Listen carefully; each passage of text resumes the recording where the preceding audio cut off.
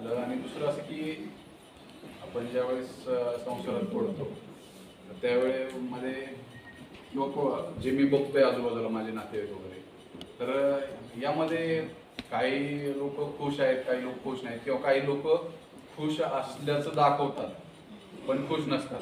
म्हणजे त्यांच्या चेहऱ्यावरती ते दाखवतात किंवा नातेवाईकांमध्ये ते दाखवतात की आम्ही खूप खुश आहोत, पण आतमध्ये कुठंतरी एक सहज असते की आम्ही खुश नाही. आणि की नात्यामध्ये कसं की आपण म्हणतो की नवरा म्हणतो की माझं तुझ्यावर प्रेम आहे, पण त्याच वेळेस तोच नवरा त्याचं दुसरीकडे पण काहीतरी चालू असतं, किंवा ती स्त्री म्हणते की माझं तुझ्यावरती प्रेम आहे आणि तिचं पण दुसरीकडे काहीतरी चालू असतं. पण जर का तुम्हाला नाहीच एकमेकांशी एकनिष्ठ राहायचं तर तुम्ही लग्न कशाला करता आणि पुढे संसार कशाला वाढवता? तुम्ही एकटं राहून सुद्धा तुमच्या गरजा भागवू शकता. आणि मला म्हणजे ही संकल्पना कुणी बनवली, काय बनवली, काय समजत नाही की हे कुठून आलं असेल.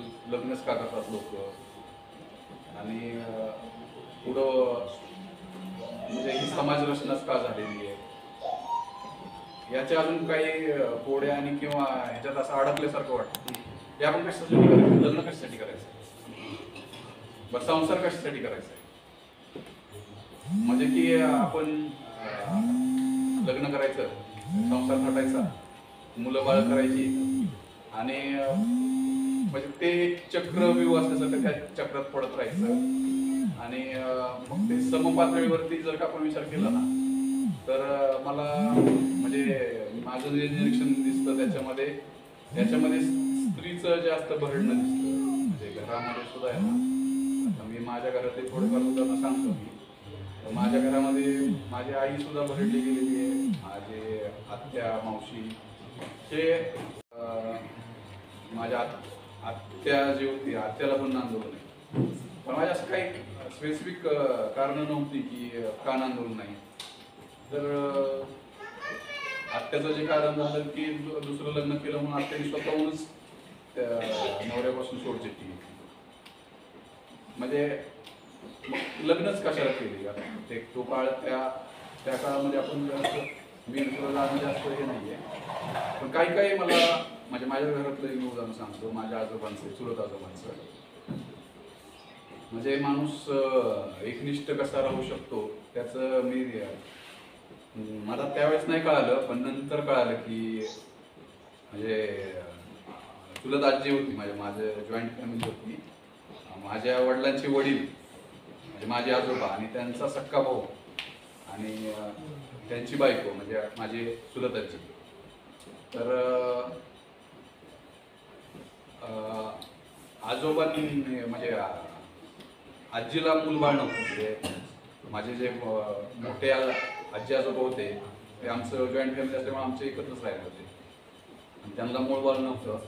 आणि लहानपणी आपल्याला काहीच कळत नाही ना, लहानपणी एवढंच असतं की जर का एखाद्या स्त्रीला मूलबाळ झालं नाही तर लगेच दुसरं लग्न केलं जातं. तर मी लहानपणीच आजोबांना प्रश्न विचारला होता की तुम्ही दुसरं लग्न का नाही केलं, तर नाही म्हणे मग हिला कोण आता द्या.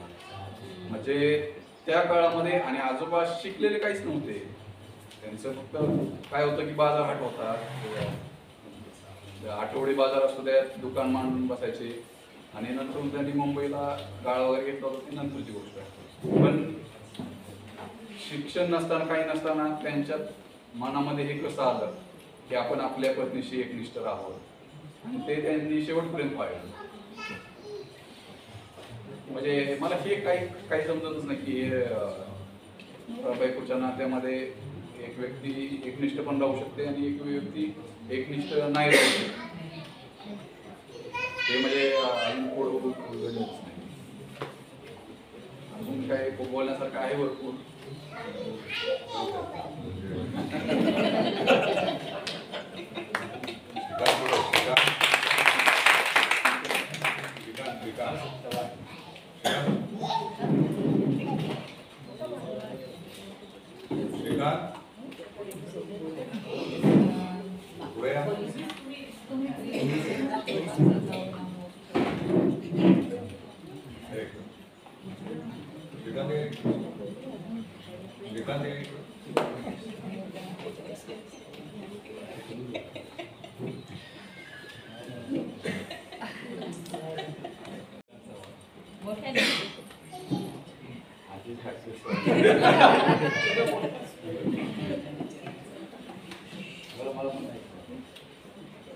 माझे नाव श्रीकांत चंद्रकांत चव्हाण. हे पुण्यातच राहतो. नवी आंबेगावच राहतो. पूर्वी शिवाजीनगरला राहायचो. आता 3 वर्ष तिथं आलो.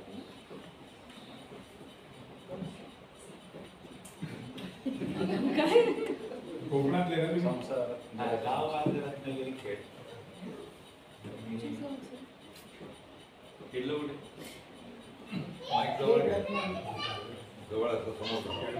खेळला कुठे असं विचारलं. खेडला सुकिली म्हणून गाव आहे.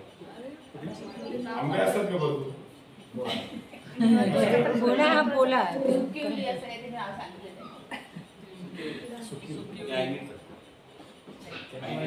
जिल्हा जिल्हा